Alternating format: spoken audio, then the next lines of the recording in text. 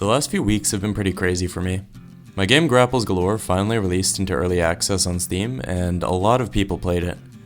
I was expecting just a few thousand people to check it out, but I severely underestimated how well the game would do. After my last devlog, I thought the game was pretty much ready for its early access release. I didn't spot too many bugs, and the game felt pretty polished. Because of this, I didn't have too much to do for a few weeks, so I just played around with adding a few things like bullet tracing and team deathmatch. Since I didn't plan to have any of these ready before the release, development was pretty chill for a few weeks. The day before the game's release though, some friends of mine noticed something really bad. Since I had only playtested the game in small groups, I never noticed that the public lobbies list was only able to display one lobby at a time. I hadn't thoroughly playtested this, and I freaked out and stayed up till 3 in the morning trying to fix this. The next day I released the game and played for a few hours with some friends. A few random people joined and it was pretty fun, but I immediately started to notice some issues with the matchmaking. I got a few bug reports, but nothing too crazy yet. After playing for a bit, I did start to work on some bug fixes anyways though. The next morning I noticed quite a few people had joined the Discord and almost all of them were Russian. This was a little odd because the game didn't even have Russian language support yet, and when I checked the Steam stats, I had gotten around 10,000 downloads overnight. This was awesome, but also a little scary because the game apparently had a lot of bugs.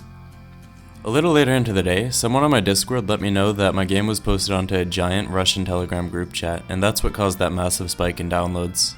After this, my game was on the top, or close to the top of a bunch of Steam new and trending categories, which was really awesome to see, and helped the game grow from there. I'm really happy I ended up making my game free to play. Even if you make a lot less money as an indie dev, you can grow a much bigger community with free to play games, and it's really awesome to have so many people play your game. I don't think any of the game's current success could have even been possible if it were a paid game, and I believe it being free to play is why my game was featured on that Telegram group chat in the first place. Throughout the next week, I rolled out a huge amount of patches, bug fixes, and updates, with a new patch dropping pretty much every single day.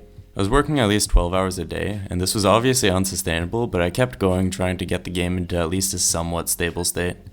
A lot of negative reviews were rolling in purely because of how buggy the matchmaking was, and I knew if I didn't fix it quickly, those would quickly pile up. One issue, which to be honest I found kinda funny at first, was that after only one day, players had already developed hacks. The biggest hack, as far as I know, was people giving themselves infinite ammo with the RPG. I don't have any recordings of this, but it was kinda funny to see. I ended up fixing this after a few days by just making the game weapons server authoritative. I also made the chat auto-predict commands and player names because otherwise it was really hard to kick and ban people that were cheating. The game did after about 1 week get into a far more stable state though, and because of that my Steam review score went up significantly from about 70% positive to about 90% positive. Thank you so much for all the support everyone. It's been truly awesome to see the game grow and see people have fun with it. I think one of the most surreal things for me is watching people on Twitch and YouTube play it. Oh, what am I? What? Oh, rocket launcher. Oh. Yo, I'm Spider-Man!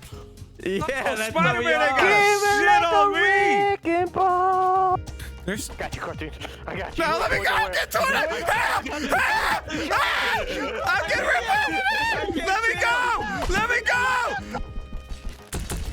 What the fuck, bro? As the game started to become more stable, I did also manage to find time to add some new features to the game as well though. I made quite a few balancing changes to the guns, added Russian language support, added bounties to the game, and most recently I've been working on adding team deathmatch to the game as well. It's also been really fun reading all your suggestions. I know one thing that has been heavily requested that I'd really like to add is Steam Workshop support for custom maps. It'd be super cool to see what you guys make, so I'm gonna look into this more in the near future, but if it gets added, it would likely take a while to implement.